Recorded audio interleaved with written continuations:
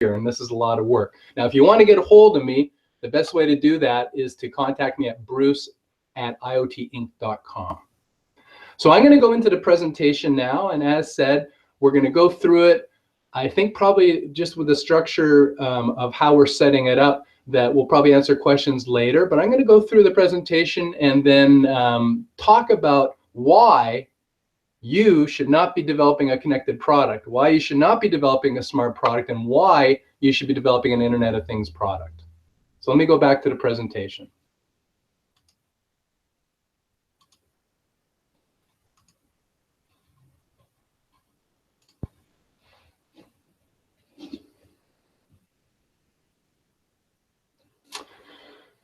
We hear the term, and maybe it's a nomenclature thing, or maybe it's just my problem, but I don't like the term smart product. Smart products have been around for a long time.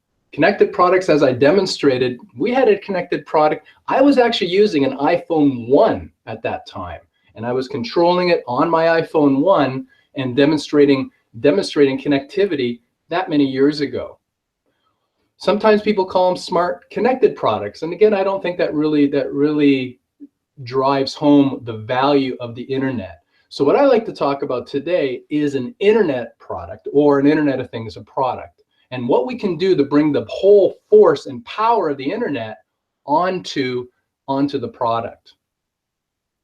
First of all, what I'm going to do though is I'm going to go through the technology, but I'm going to look at it from a slightly different perspective. So most of the time people talk about IoT tech, they talk about it like networking tech.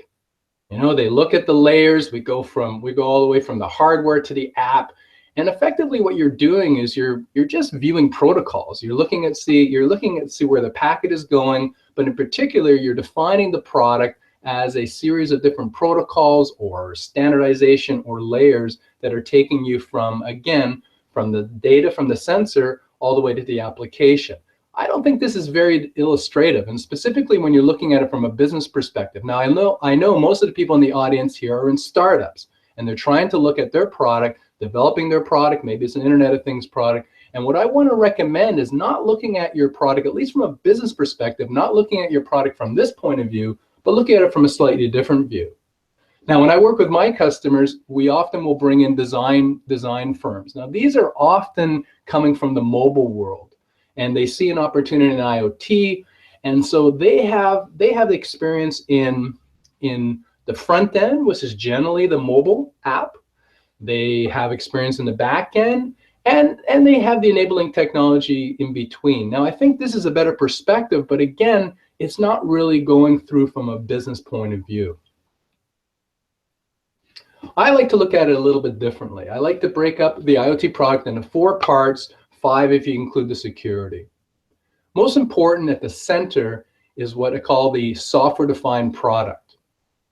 This is a virtualization. Now, some of you may have heard of the term digital twin, cyber twin, but this is effectively the virtual representation of the IoT product. Now, when I say IoT product for the rest of this presentation, what I really mean is, IoT is a very overloaded term. So what I really mean is product or system or environment.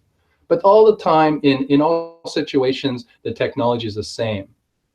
We have a virtualization of the product. That's a software-defined product. Then we have the hardware-defined product. This is what most people talk about, but this consists of the OT network. It's got the sensors. It probably has an embedded system. Then we have the network fabric, and I guess you could call this the Internet of Things, where this is what connects everything together. And then very importantly, what I'm going to talk about in this presentation are also the external systems that go along with the IoT product. So let's go through each one of these. First and foremost, what's really important is not to focus on the things. Where to focus is on the value. The software-defined product is where all value is generated. In fact, I call it the trinity of value. The software-defined product consists of an application, it consists of a model, and along with the analytics that uses the common model, this is where all value in an IoT product is generated. All other components, whether it's the hardware-defined product, whether it's the network fabric and the external systems, they're all there just to support this software-defined product. Now, if you're interested, there's an interesting area of science, and it's actually a fundamental area of science called cyber-physical systems. Cyber-physical systems, I kind of got some of the concepts from that as well, in the way that they break it up. But this is the science of bringing together. It's mostly for robotics, so for robots, but it's very, very much applicable to IoT. But it is having a virtual representation and having a physical representation. And the big work that's happening right now in cyber physical systems is trying to bring the two of them together. And this gives us a bit of an idea of what we will be facing as IoT products evolve, but that's the concept of the dimension of time, is trying to bring time to correlate time in the hardware, in the real world, with the software world. And as anyone who's a programmer knows, the dimension of time is very difficult to get right. So let's talk about the software-defined product. As I said, it consists of two main parts, the cyber model and the application. Now, the concept is similar to a software-defined network. And the idea is when you virtualize it into software, you've got a lot more flexibility in how you use it. Now, also, what's also important to consider is I'm using the example here of a drying machine, but it can be first of all any type of product. Like I said, it could be a product, it could be a system, it can be an environment, but also the application and the analytics and the model itself, they can be distributed across all computing platforms. Now, when I talk about the IoT network fabric, we'll talk about a few more of those platforms, but you have the embedded system, you've got the fog network, which consists of the OT network and the IT network, and then you have the cloud, and you may have a local cloud, what they call on-prem as well. So there's really 5 different areas that you can do computations in IoT. There's also an area, actually, one of my newest videos, if you want to look at it, is on mist computing. And that's by actually using the controllers, so the microcontrollers on the sensors themselves to do computation. But more importantly here, for the software-defined product, is abstracted into 2 parts. It is abstracted into the model that we're going to talk about. And I'm going to go through an example of what the modeling is, and the app. So everyone talks about the app. And again, the app can be abstracted. Now, what's really important here, what really brings a lot of the power of an IoT product versus a connected product versus a smart product, is that by virtualizing it, we can interface this product with the internet. By virtualizing this product and interfacing with the internet, we can extract a lot more value than we could otherwise when it was by itself.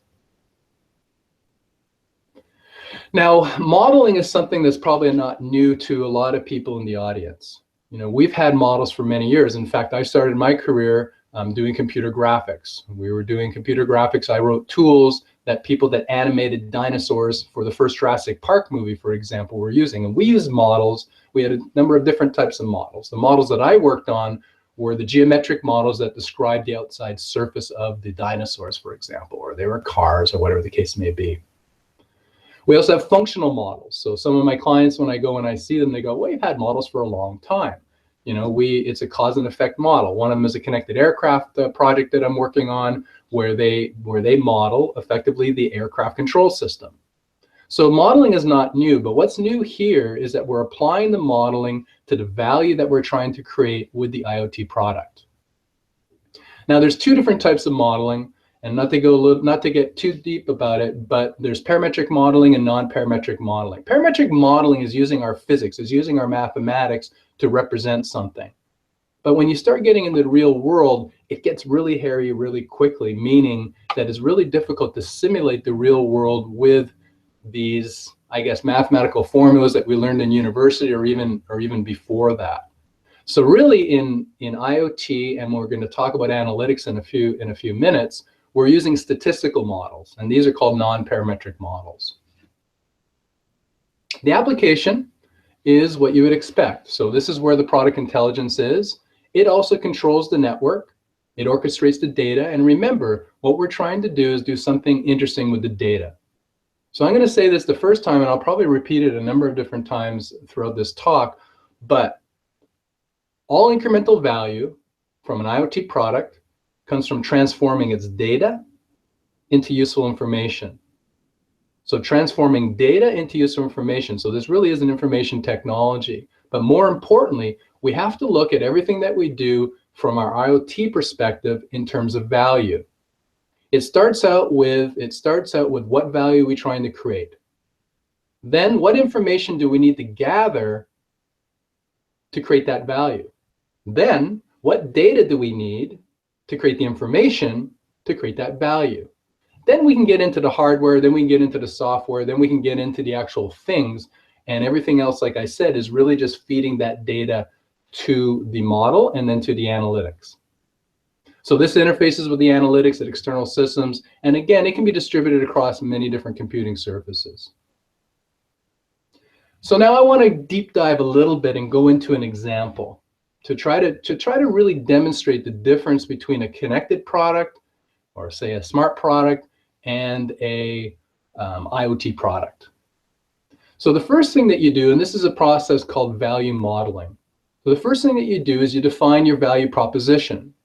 So you're qualifying the value of your product with words. So this is a dryer, and the two qualities that we're going to have, so the IoT value proposition for this dryer is dry clothes as quickly as possible or for as cheap as possible, while maintaining their integrity. So you don't want them to wrinkle, you don't want them to shrink. So now the next step is we now need to quantify that. We need to take that value statement and now quantify it into the model. So what does that mean? Well, it means by creating a function. Now, if you're a business person, you're going to go this far. If you're a technical person, you're going to take this function a little bit further, and this is going to be the basis of the value for your IoT product.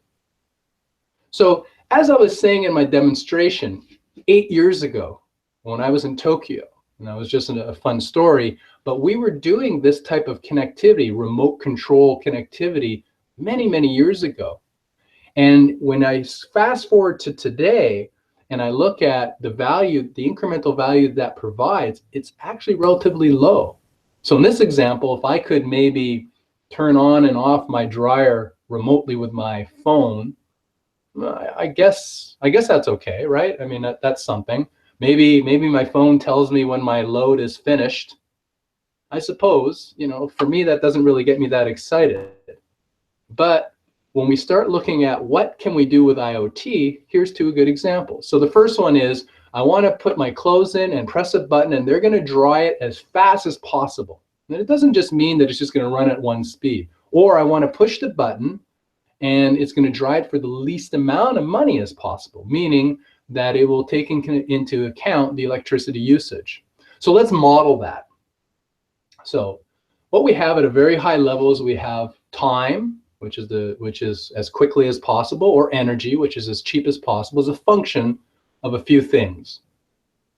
Now, what we're doing with a dryer is we're evaporating liquid, right? So we're going from a liquid to a gas. And if we look at what the components are to go from a liquid to a gas, we have ventilation and we have heat.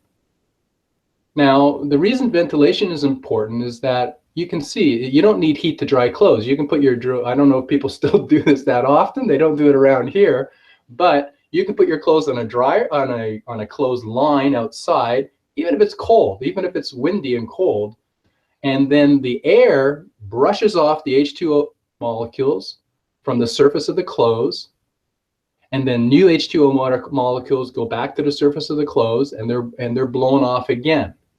And this is the concept of ventilation. Now, within your dryer, you've got a fan at the back. That fan is blowing air, so it's creating ventilation, plus that drum is going around and round. The second component of evaporation, so going from a liquid to a gas, is heat. So we want to excite the H2O molecules so that they jump off and they leave our clothes, leaving them dry. So now what we need to do is go down a little bit further. So at a very high level, we've quantified it. So it's a function of ventilation, heat, and then electricity pricing, because we want to know what is the cost or what is the price of the electricity. If it's an electricity-based dryer, it could be a gas-based dryer. So whatever the case is, but whatever that energy is, you want to incorporate the pricing. So now we want to dig down a little bit deeper. What do we need to do to build this product? Well, this is good. We're at a high level, but now we've got to go a little bit more explicit. So ventilation is a function now of fan speed. As I was saying, there's a fan in the back, but the faster that it rotates, the more air that comes out. It's a function of the angular velocity of the drum. So the faster that it rotates, the more ventilation. Now remember, it doesn't necessarily mean spinning it. There's going to be a point where it's more efficient depending on a lot of different variables where you don't necessarily just spin it as fast as possible. Now heat, there's a heat temperature. Now what's important here though, because this other part here, maintaining the integrity, if you look into the science of drying, if you can maintain the air temperature and the clothes temperature to be equal, then you don't have wrinkling and you don't have any shrinkage or expansion of the clothing. So we need to be able to measure the temperature of the air within the dryer, and we need to measure the temperature of the clothing itself. And again, then we have the energy pricing. Now, what I call these are the pivot variables. This now breaks it down to the point where we now have an understanding of what type of, now this of course is a simple example. When we do real examples, they get this is the same concept, but they get a lot more complex. But this is an example now. We now know what are the sensors and what are the data sources that are required to be able to have our IoT dryer function. So what it means is we need a sensor that's going to tell us how fast the fan is blowing. We need an angular velocity. We need a rotational sensor telling us how quick the drum is rotating. We need a heater. We need a heat sensor to let us know about the air temperature within the dryer, and this could be done on the heat coil and then doing a function to estimate the temperature of the air. And then we need temperature sensors on the drum itself that will measure the clothing as it touches it. And of course, now this is a very important example. And then we're now going to the internet and looking for external data, so connecting up to a microservice on the internet and finding what the real-time cost of energy is, probably going to our utility company, our local utility company that we pay our bills to. So it's through this process of value modeling that you go from the value statement, from qualifying it to quantifying it. And then this is also the first step when we start doing our product requirements and we're working top down to give to our developers. Again, we start with what's the value? The value is dry the clothing as quick as possible. Then what's the information we need? Well, we need to understand the ventilation, we need to understand the heat, and what's the pricing. Okay, what data do you need for that information? Well, we need to collect the data from sensors. We need to understand the fan. We need to have the fan speed, the speed sensor, the velocity, angular velocity sensor, the heat sensors, and also on the internet, we need to connect up to a service through an API that allows us to get the energy costs. Now the app, what does the app do? It's going to interrogate the model, it's going to look at the model, and it can actuate the hardware-defined product. Now, since we have this in a mathematical form, we can reorganize it. We can solve for different parts. So in the case of we want to do it as cheap as possible for the least amount of money, then we can solve and minimize this function, put the energy function, make energy pricing, move that out to be equals, and then reorganize the equation so that we minimize the energy pricing variable.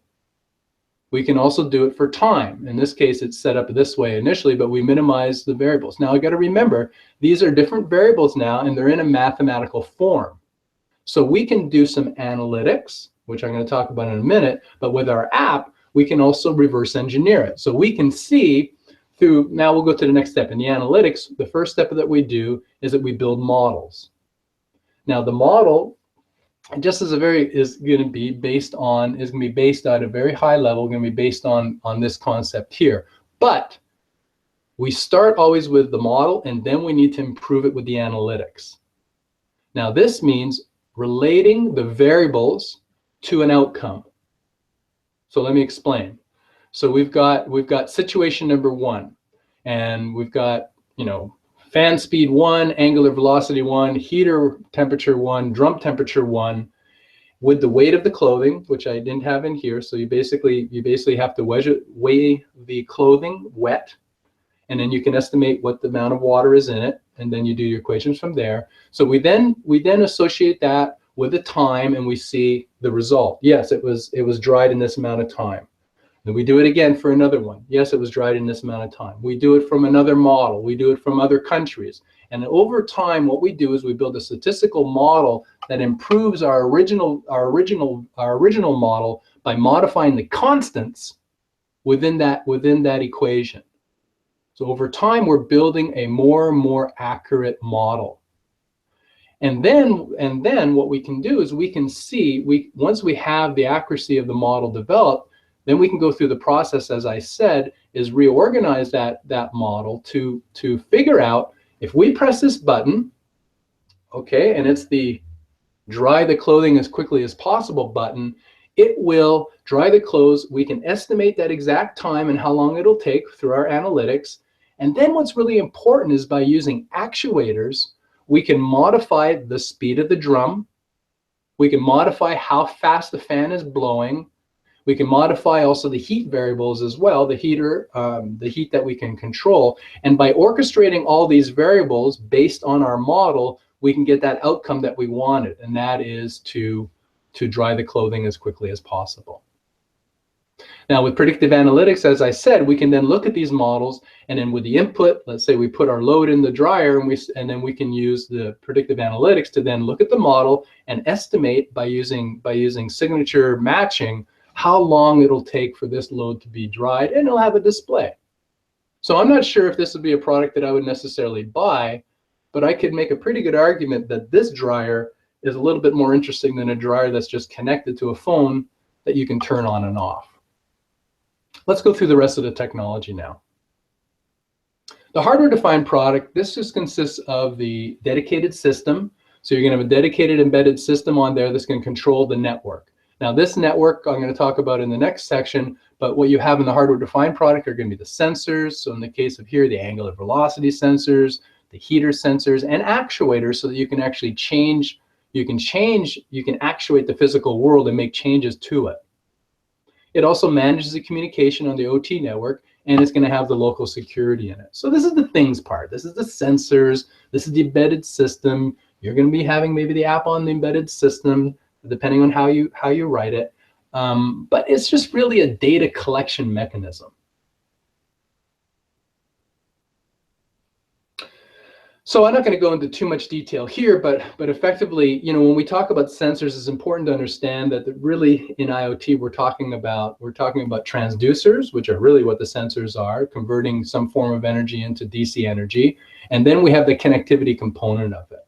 So, and the other part, so effectively sensors are going from DC energy and converting it with an ADD converter to our system, and that puts out the data. I'm going to go through an example quickly. I'm going to be looking at our time, but I'm going to go through an example of how this data moves through the system.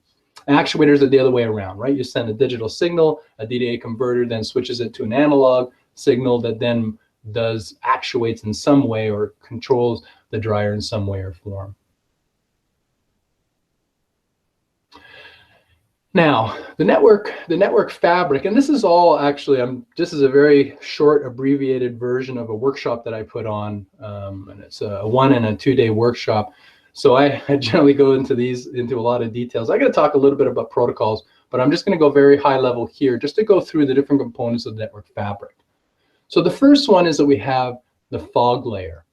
Now the fog layer consists of two types of networks. You got the operational network and you have the IT network. The operational network will always be on the product or the system or the environment. So if this was a smartwatch, it'd be a really small little network that would be connecting the different sensors within the smartwatch. In a dryer, it's just going to be within the dryer. But of course, this could be across a city, this could be across a country, it can be a wide area network, a personal area network, a local area network. But in any case, one of the things that defines the OT network is that the protocols that it uses, and I'm going to talk a little bit about protocols, are generally proprietary. So you're going to have an OT network for a car. You're going to have an OT network for a house in the protocols. You're going to have an OT protocol, I should say, for machinery. And I'm sure a lot of people in the audience have their own OT network protocols that they use for their particular application. So you've got the network. In this case, it's right on the dryer itself. Then you're going to have some sort of radio control. Most likely, it could be a fixed line, but you're going to go to an IT network. In the case of the dryer, we're going to be using probably Wi-Fi, and we're going to go to our small home network, which in my case is just simply we'll just have the controller, the radio controller for the dryer that connects up to the router, or my home router, and then that's going to connect up to my cable, which then goes outside and eventually hits some fiber, and then is uplinked up to the product cloud. Now I want to talk just quickly here, because I know we don't have that much time, but when people talk about protocols, you have to remember that there's 3 different types of protocols in IoT. And they're all nested inside each other like Mastraki dolls, like the Russian dolls, the nested Russian dolls. That's the way I like to think about it. You've got your media protocol or layer or standard. They're all synonyms. And that's what type of radio. So in this case, we're using a Wi-Fi radio. It could be a Bluetooth. It could be a 15.411, which is a lossy pipe network. It could be LoRaN. I mean, it could be a SIGFOX, a wide area, an LPWA, a low power wide area network. It could be a cellular network. So that's one protocol. Then we've got the network transfer protocol. And that's what I was talking about earlier. On the OT network, you're going to be using all the proprietary protocols that are going to get that data from the sensor to the radio over to the IT network. But in the IT world, there's only one protocol, and that's the IP, right? Internet Protocol. Right now we're in version 4. In fact, the product I was demonstrating in Japan, what we were doing is demonstrating how to use IPv6 to actually get into a home network. And if anyone's familiar with that, getting into a local NAT, so a network address translated network, so they're not public addresses within the home network, is actually kind of tricky. So you can use IPv6. But more the point is on the IT network, you're going to be using the IP protocol. Now, around the IP protocol, you're going to have an application protocol, layer, standard, right? All the same thing. The application protocol then puts contextual information around that data so that when it gets to the application, hence the name application protocol, it has some contextual information. We don't want to know where that data was stored. We don't want to have to do some lookup calculation. It's far more efficient to put all the data along with the sensor data so that it can be unpacked. So let's do real quickly here for the dryer. So we're going to have the data that we have. Let's say that it is 30 degrees Celsius, and this is a measurement, a temperature measurement that we're measuring from one of the temperature sensors. So that 30 degrees Celsius is our data payload. Around that, we now put the application layer. And that application layer says, oh, this 30 degrees Celsius, what it is, it's from sensor number 5. It's in degrees Celsius. It's in this model of dryer. It's in this geography, and so on and so on. So what we're doing is we're trying to say, and it's from this location in the dryer. So we're trying to put contextual information around that 30 degrees. Now, around that application protocol, we now have the network protocol. And let's say that it is going to be, a Modbus type protocol, and it's and so then it can then be transmitted along the line.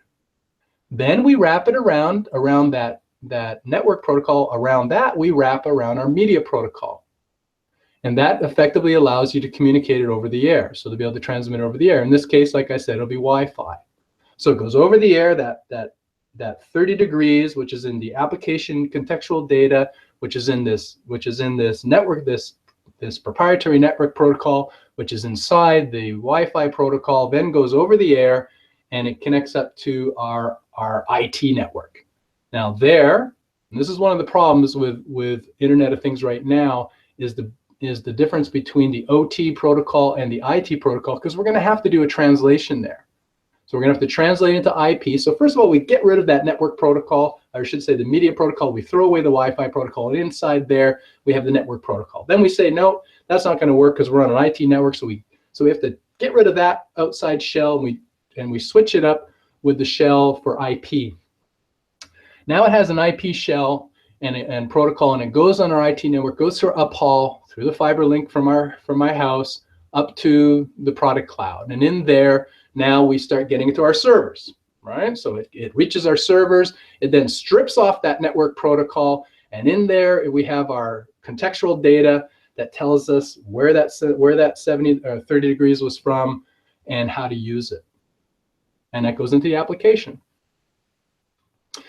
Now, sometimes how you do this, and again, this comes from this whole concept of connectivity. Sometimes it'll just be a cloud, and so the cloud, you buy a service. The cloud may have some agent that sits on the OT network, or probably not. Most of the times it'll just be you just connect up to the cloud, and you might have a specific product cloud. Now you can build this all yourself, but I always recommend this is unless your business or your core competency is in networking. To me, it does not make a lot of sense to build that yourself. So you've got IoT platforms, and this is similar to what I was selling in 2008 for home automation, so a type of IoT. But the IoT platform, that's going to include your cloud. That's going to include pretty much all the plumbing, and hopefully it's going to allow you to have some software that's going to sit on here so that you can translate the data all the way through, as I was talking about, through the protocols into the application. Now there's three different types of IoT platforms. You have your AEPs, which is your application enablement platform. You have your connectivity platforms, and then you have your provisioning platforms. And again, the application, what's most important, where we don't have much time today, but in looking at your IoT platform, you really want to look at, because where's the value? The value is in the model, in the application. So you want to look at the application development environment. You want to look at the modeling environment, and well, pretty much it's going to hook up to any analytics package. So now let's move on to the external systems, and this is what makes, I think, one of the most important parts of what makes an IoT product is now you can connect up to the external world. So we're not just limited to the sensors that we can collect on our product. We can now connect up to analytics. So that's an external system. Which I was talking about, and I don't talk about it here, but so we have analytics. So in the case of the analytics, there's, just to go very high level, we've got three different forms of analytics that we want to look at. And it's really it's illustrative to think about it as the past, the present, and the future. So you might have heard these terms, but in the past, you do an analysis, you do analysis, and you try to understand what happened back then. So what happened before? And you may also use something called descriptive analytics, where you color the data in a way that the human brain can maybe identify abnormalities or outliers and just try to get an understanding of what's happening with the data. Now, analytics, again, is one of the three areas of what I call the trinity of value, which is transforming that data into useful information. So we look at what happened in the past. That's the type of analysis or descriptive analytics. Then in the present, we've got real-time streaming analytics and rules engines. And that's saying what's happening now, what's going on right now.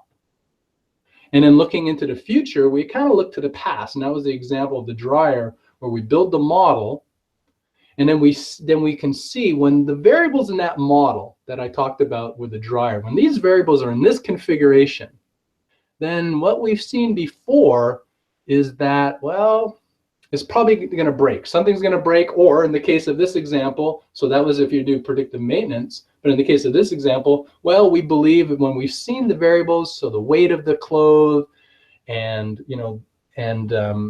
and when we set up the speed of the dryer and the heat of the dryer and these configuration, we can estimate by looking at the past.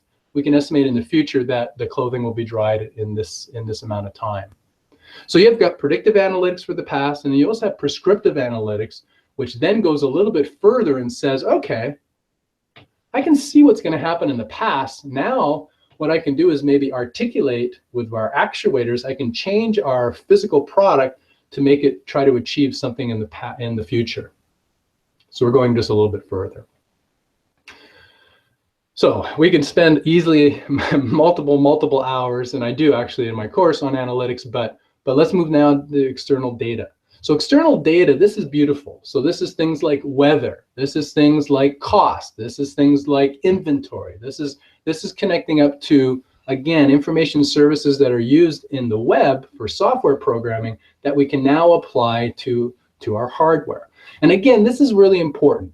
A very important point is by virtualizing our physical product into something that's virtual, we can now take advantage of all the tools that we've been using in web programming, all the libraries, all the frameworks that are existing to be able to accelerate our development and to be able to do far more sophisticated type calculations.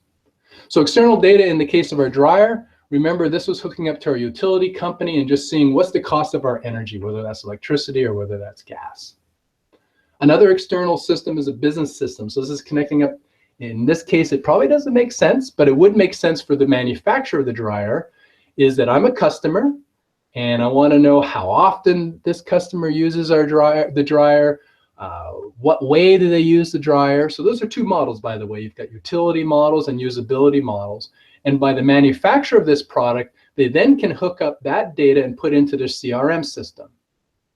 You can use other information from this model and put into your PLM system. They're all ERP systems. So these are all your business systems. You can make connectivity with it.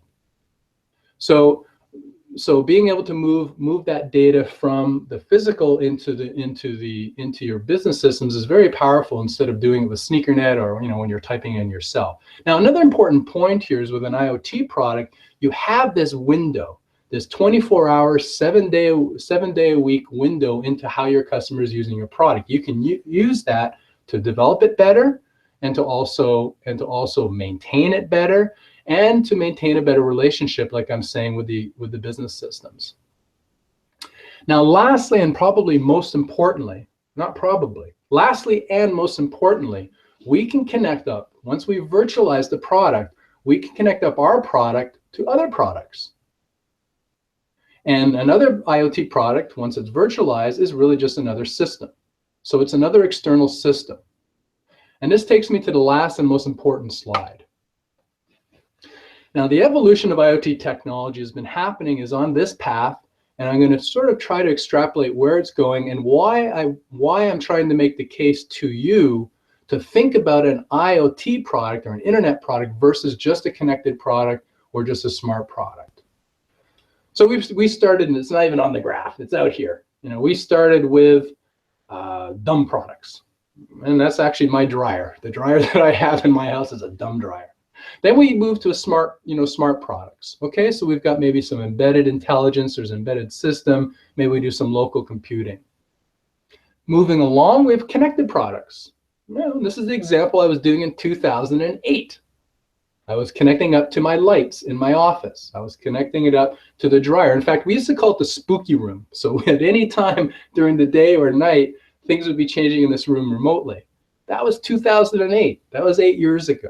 Now, what I'm finding is that today, and you're seeing it in consumer IoT today, I don't know how many people in the audience are on the consumer, but it's really difficult to justify an increase in price just for providing connectivity, maybe a little bit of remote monitoring, maybe even remotely turning it on and off.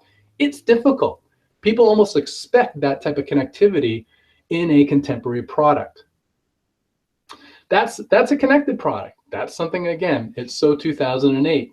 So then we move to the IoT product, and I kind of explained it very quickly today, where it's not only a product, but you connect it up to external systems. You virtualize it, and by virtualizing it, you can bring to bear all the power of the internet onto the problem. In this example, we're using external data sources. We're using big, high horsepower to figure out our models initially with the analytics, and then we're doing the calculations of the model in real time to change the configuration or the variables of the dryer to achieve a particular goal. In that case, the two goals were make it really cheap, so I'm not spending very much money, or do it really fast. So this is what we talked about up to now. Now, the concept of having an external system being another product is we can now start putting together networks of IoT products. So generally, this example isn't necessarily a good one, but this starts bringing up the concept of outcomes. What does the customer want? What is the final outcome that they're looking for?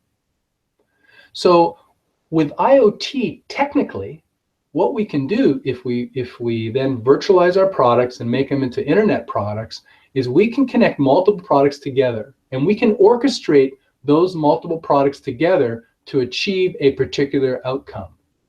So in the case here, this is maybe a weak example, but maybe we can bring together the washer and the dryer. I guess that's pretty much all we could probably do, but that would be our product line, right? So this would be a network of IoT products. Now, when we extend this a little bit further, so now what we're using here to do connectivity, as I recommended, would be using an IoT platform.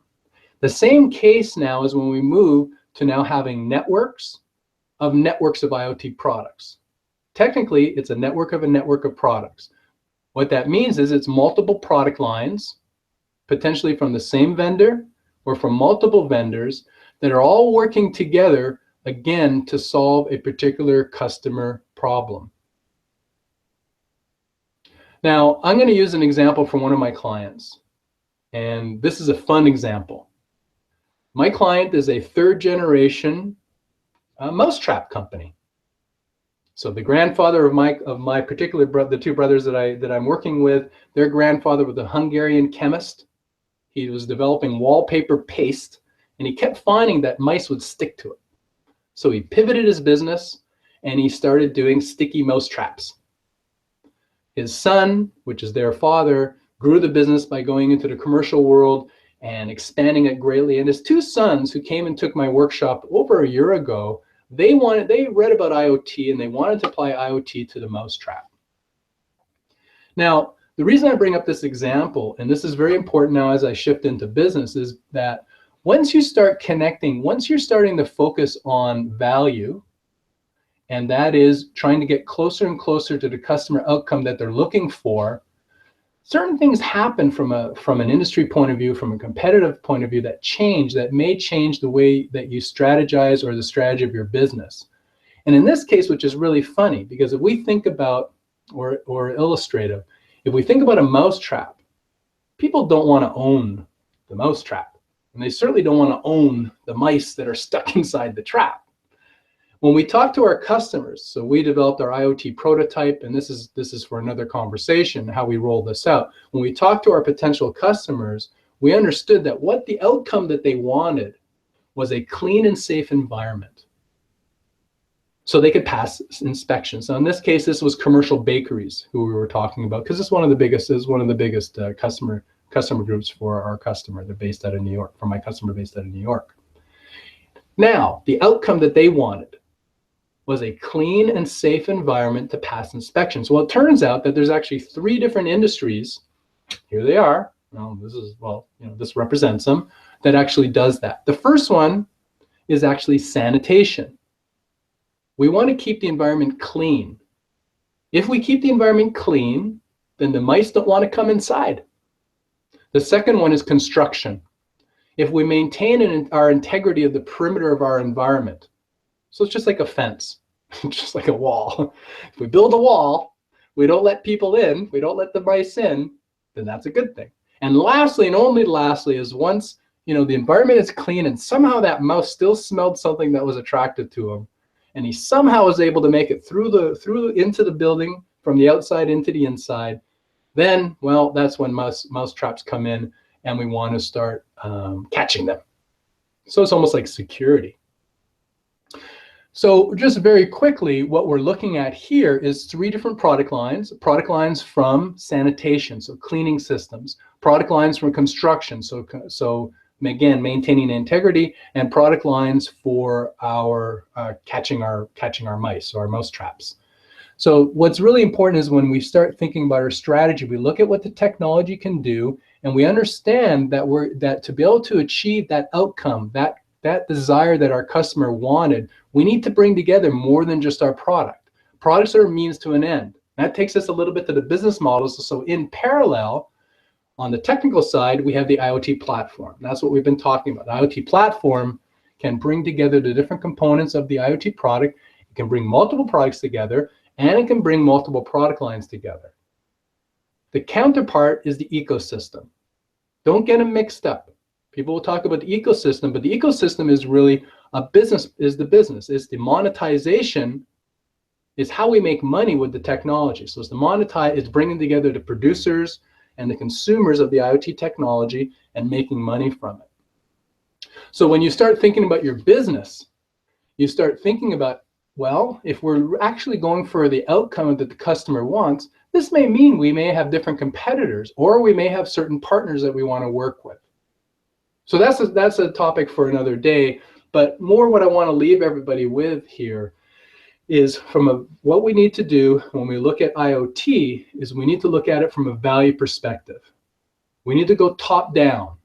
We need to think, what's the value proposition? Then we quantify that value proposition and we say, what's the information that we need? By quantifying it mathematically, eventually, we're going to understand what's the data that we need to collect that information that we need to generate that value that we want. And then below that, there's going to be and I'm going to send this report to everybody that I have their email address. But then there's going to be a certain order in how you want to build out your technology, because there's dependencies.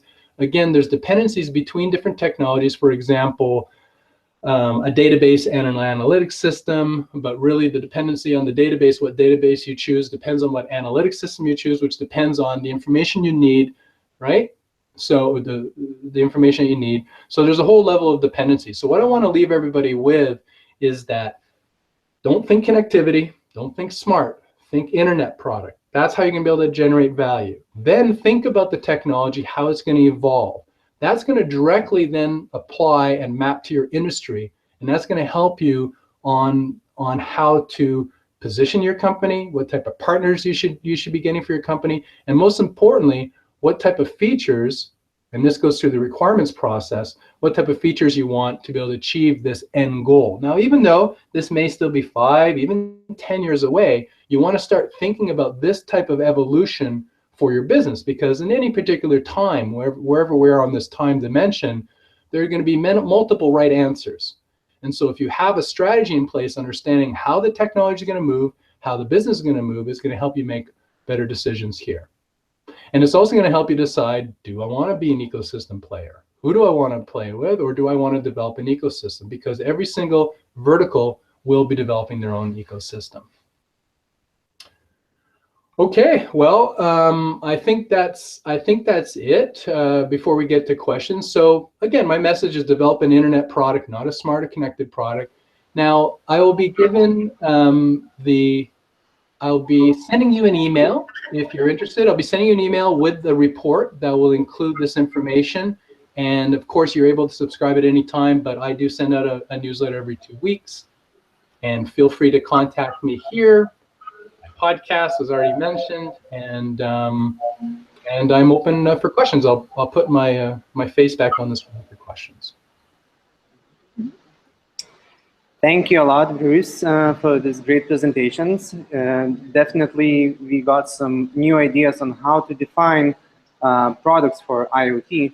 And actually, a follow-up question from one of the startups from Dublin is actually, maybe percentage-wise or in some other measure, you could say, where do you see longer-term value proposition in IoT? Would it be providing smart devices? Would it be providing the network connectivity? Or providing services based on data, or even something else? So network connectivity is plumbing. Network connectivity is a means to an end. It's not that it's not difficult to do. In fact, it's a difficult problem to solve. But it's not somewhere, it's something that'll be commoditized. In terms of where the real value is, it's going to be in the third one. It's going to be providing services. And we didn't talk about business models, but if we look at the different business models that the technology enables, it'll allow you to do business models such as service-to-service business model, but eventually an outcome business model. But where the real value is going to be is in developing the services that are taking this data and putting it into useful information that the customer, the end customer, can use. Okay. Today, we're going to have a launch of LoRa network in Lithuania. So that's the first, let's say, a low-power wide area network in Lithuania. So, so maybe you could elaborate what new business cases does low power wide area networks create, and what, let's say, exotic use cases could you tell us? So again, what's important in a low power wide area network isn't the network itself. What's really important in the case of LoRa is the business model. So, we were talking earlier about the different types of radios. So in some cases, if it's really close, you're going to use a Bluetooth. That's going to make the most sense. You have to look at just the physics of it, right? The frequency. So basically what type of fidelity you need, what type of energy you need, and what type of distance you need to communicate it over. So until now, we had kind of the close stuff down. So if you're a wearable in the wearable market, most likely you're going to be connecting your object through Bluetooth to your phone. Your phone's then going to be connected either through Wi-Fi or through a 2D, 3G, 4G connection to the internet. Wi-Fi is pretty much known. Like, for example, in the dryer example, we would use Wi-Fi. There's a network class called that Thread uses. It's called 15.4.11. That 11.4 that allows you to communicate over lossy networks. But LoRa or LP or low power wide area networks, the characteristics are the data is really the low frequency data, but it goes really far and it doesn't take very much battery. So what's important there isn't so much the characteristics, although you have to fit it in, but what's important is until now, the only way that you could connect up to an object, let's say in the middle of the farmer's field or in a mine, maybe these aren't good examples, or on a mountaintop, would be through a cellular connection. The cellular connection is very expensive. The business model of the cellular connection, you're going to probably be looking at, there's two different forms, but initially, just from a hardware point of view to get the radio working, you're going to be looking at least a $10 to, let's say, $30 cost per subscriber, and then there's going to be a cost. The LoRa radio, because it's in the unregulated spectrums, and it uses a different technology, then the cost of it's much lower. So the use cases, I can tell you that they're going to be ones that they're going to be, they don't require much data, they are going to be far away, and they're not going to require much battery changing. But most importantly, it's going to open up different business models that are going to make products that are possible, because the cost of doing it now going to make a lot of sense. So like maybe, traffic lights, parking meters, something like that. But I don't know the details, but I think more important, the point is the business model.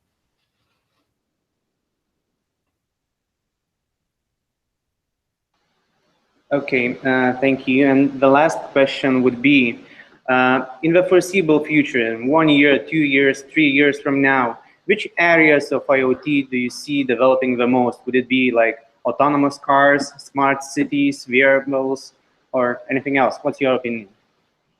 So the way I like to break up IoT is kind of in the 4 different classes. So we have our consumer IoT, and this is things like autonomous vehicles, smart homes, smart appliances. We have our commercial IoT. So this would be things like telematics. This would be things like insurance. Then we have our industrial IoT. We hear a lot about that. This is when you make something. So you're manufacturing, you're growing something, you're maybe mining. And then you have infrastructure IoT, which is often what LoRa will be used for, where you're communicating over a large environment. It's really difficult today if you're in the consumer space, autonomous vehicles notwithstanding, because they're still a little bit in the future, but there's a lot of cost that's associated with building an IoT product. But right now, if you look at, for example, a thermostat that's in the home or a lock that's in the home, to buy them, it's around 10 times the cost. Why? Because you have all this back end. And right now, the consumers are used to the business model where you pay for one time and then you use it. But it's really difficult to justify a 10x cost if it's just a connected product. We get a little bit further, for example, with the Nest thermostat. So looking forward in terms of time, I think it's really going to be extrapolation. If we're just looking about 3, 4, 5 years in time, I think it's going to be extrapolation of where we are today. Where we're making money today is in the two middle segments, in the commercial IoT and in the industrial IoT. Because if you think about that evolution and you think about the value part of it, there's two different areas that you're adding. You're either making things more efficient or you're adding new revenue. And we didn't talk about that today, but where we're seeing, or where I'm seeing with my clients, the most traction is in manufacturing. So specifically in Europe, in particular on the shop floor with Industry 4.0, that's where we're seeing a lot of money being spent, a lot of money being done, and we're seeing it in terms of fintech, and in terms of telematics, or as I was saying, like fleet management. And I think that's going to continue for the short term. The hard part on the infrastructure IoT, so on that other end of the spectrum, is that you're dealing with cities, you're dealing with countries in some cases, and it just takes a lot of time, to be able to actually work. And one of my podcasts actually was with the CIO of San Francisco. If you're interested in in LoRa type technology, if you're interested in deploying in this type of environment, and you talk to them, it's going to take a while. It's going to take a while before not only do they have the network infrastructure in place, but they open it up to developers. On the consumer side, it's going to take a while because the value proposition has to be worked out. Right now, it's not there. And I was talking about value using the dryer as an example. So really, I think if you, in the short term, or in the shorter term, where the bulk of the money, it's kind of going to be like a bell curve. It's going to be in that middle on the commercial and the industrial side. Okay, Bruce, thank you a lot. We very much value your insights, and we hope that IoT will come sooner, and we'll try to do something about that here in Lithuania. And I really hope that you will hear some good examples coming from Lithuania and hopefully reaching Silicon Valley as well. So thank you for this early morning talk to us, and greetings from the crowd here. Well, thank you very much. Thank you very much for taking the time to listen, and thank you to Startup Scale Up, and I hope we're connected. We'll be connected. Feel free to ask me any questions, and I look forward to maybe meeting everyone in person at some point. Thank you. Cheers. Bye. Bye. Yeah.